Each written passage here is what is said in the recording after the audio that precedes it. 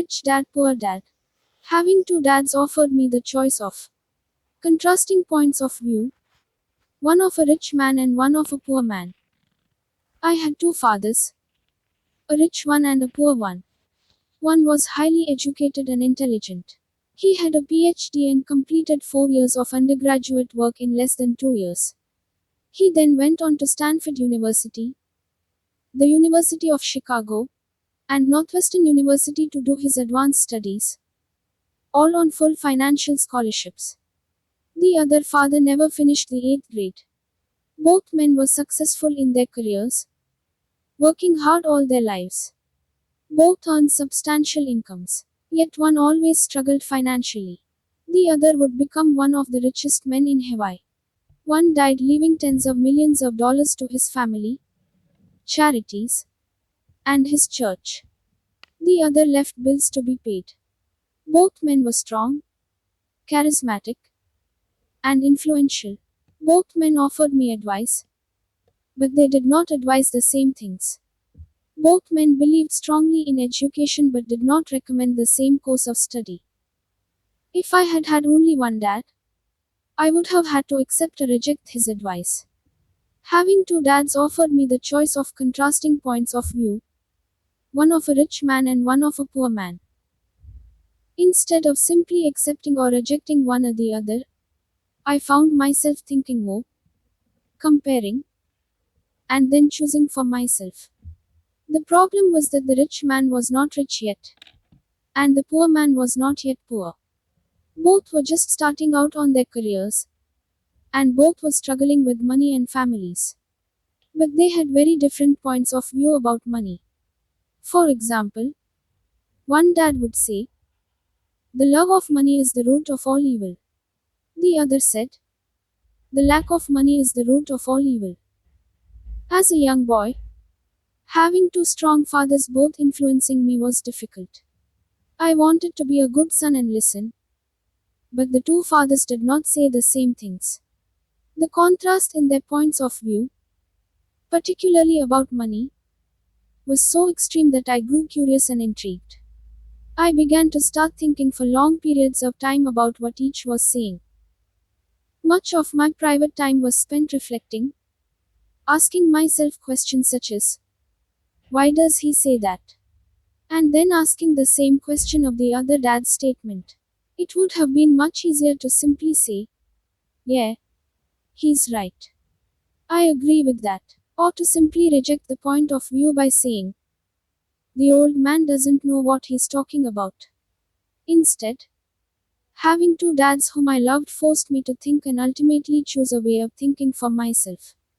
As a process, choosing for myself turned out to be much more valuable in the long run than simply accepting or rejecting a single point of view. One of the reasons the rich get richer, the poor get poorer, and the middle class struggles in debt is that the subject of money is taught at home, not in school. Most of us learn about money from our parents. So what can poor parents tell their child about money? They simply say, "Stay in school and study hard." The child may graduate with excellent grades, but with a poor person's financial programming and mindset. Sadly, money is not taught in schools. Schools focus on scholastic and professional skills, but not on financial skills. This explains how smart bankers, doctors, and accountants who earned excellent grades may struggle financially all of their lives. Our staggering national debt is due in large part to highly educated politicians and government officials making financial decisions with little or no training in the subject of money. Today I often wonder what will soon happen when we have millions of people who need financial and medical assistance. They will be dependent upon their families or the government for financial support. What will happen when Medicare and Social Security run out of money? How will a nation survive if teaching children about money continues to be left to parents, most of whom will be, or already are, poor? Because I had two influential fathers, I learned from both of them. I had to think about each dad's advice, and in doing so, I gained valuable insight into the power and effect of one's thoughts on one's life. For example, one dad had a habit of saying, I can't afford it. The other dad forbade those words to be used. He insisted I ask, how can I afford it? One is a statement, and the other is a question. One lets you off the hook, and the other forces you to think. My soon to be rich dad would explain that by automatically saying the words, I can't afford it, your brain stops working. By asking the question, how can I afford it? Your brain is put to work. He did not mean that you should buy everything you want. He was fanatical about exercising your mind, the most powerful computer in the world. He'd say, my brain gets stronger every day because I exercise it. The stronger it gets, the more money I can make. He believed that automatically saying, I can't afford it, was a sign of mental laziness. Although both dads worked hard, I noticed that one dad had a habit of putting his brain to sleep when it came to finances, and the other had a habit of exercising his brain. The long-term result was that one dad grew stronger financially, and the other grew weaker. It is not much different from a person who goes to the gym to exercise on a regular basis versus someone who sits on the couch watching television. Proper physical exercise increases your chances for health, and proper mental exercise increases your chances for wealth. My two dads had opposing attitudes, and that affected the way they thought. One dad thought that the rich should pay more in taxes to take care of those less fortunate. The other said, taxes punish those who produce and reward those who don't produce. One dad recommended, study hard so you can find a good company to work for. The other recommended, study hard so you can find a good company to buy. One dad said, the reason I'm not rich is because I have your kids. The other said, the reason I must be rich is because I have your kids. One encouraged talking about money and business at the dinner table, while the other forbade the subject of money to be discussed over a meal. One said, when it comes to money, play it safe. Don't take risks. The other said, learn to manage risk. One believed, our home is our largest investment and our greatest asset.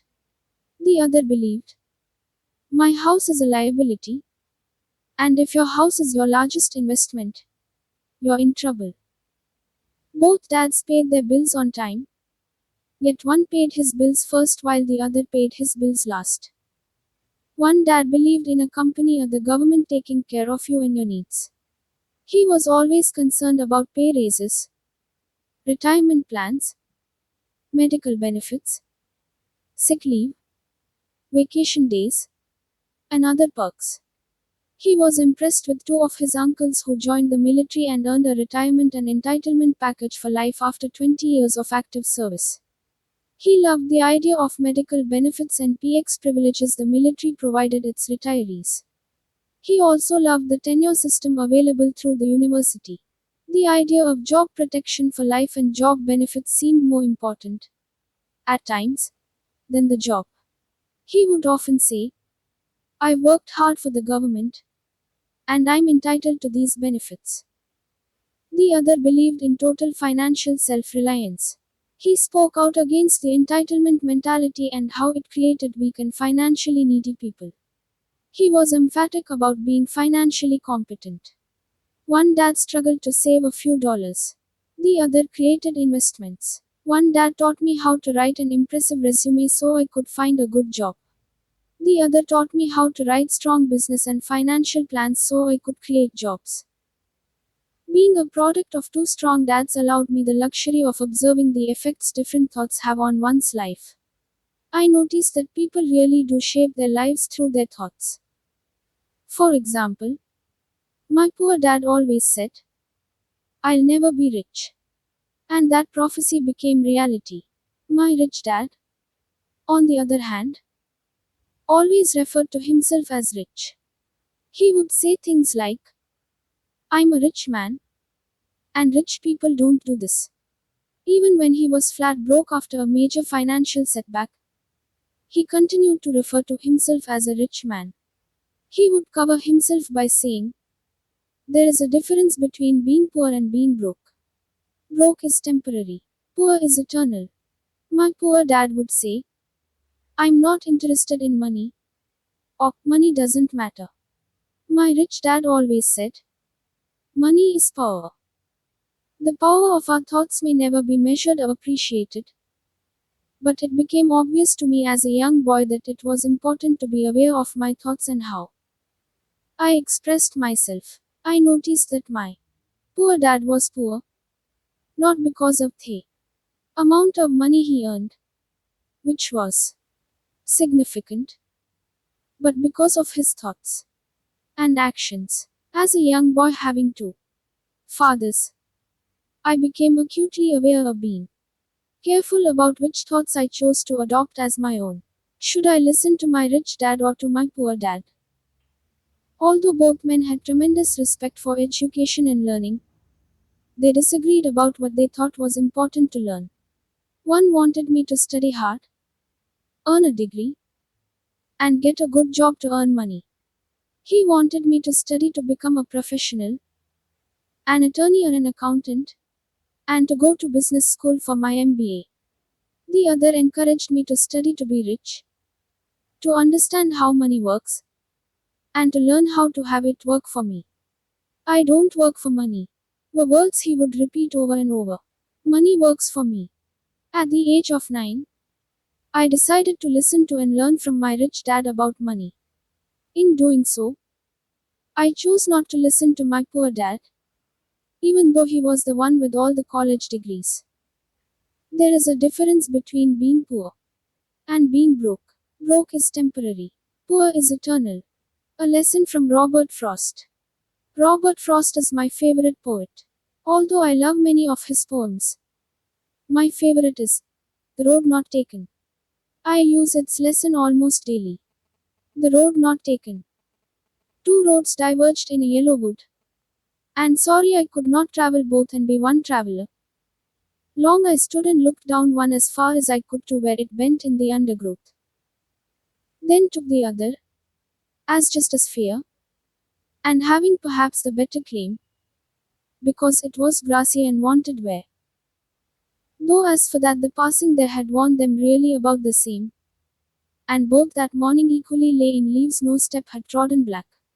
Oh, I kept the first for another day. Yet knowing how way leads on to way, I doubted if I should ever come back. I shall be telling this with a sigh somewhere ages and ages hence. Two roads diverged in a wood. And I took the one less traveled by. And that has made all the difference. And that has made all the difference. Over the years, I have often reflected upon Robert Frost's poem. Choosing not to listen to my highly educated dad's advice and attitude about money was a painful decision, but it was a decision that shaped the rest of my life. Once I made up my mind about whom to listen to, my education about money began. My rich dad taught me over a period of 30 years until I was 39 years old. He stopped once he realized that I knew and fully understood what he had been trying to drum into my often thick skull. Money is one form of power. But what is more powerful is financial education. Money comes and goes. But if you have the education about how money works, you gain power over it and can begin building wealth. The reason positive thinking alone does not work is because most people went to school and never learned how money works. So they spend their lives working for money. Because I was only 9 years old when I started, the lessons my rich dad taught me were simple. And when it was all said and done, there were only 6 main lessons, repeated over 30 years. This book is about those 6 lessons, put as simply as possible, just as simply as my rich dad put forth those lessons to me. The lessons are meant not to be answers, but guideposts that will assist you and your children to grow wealthier no matter what happens in a world of increasing change and uncertainty.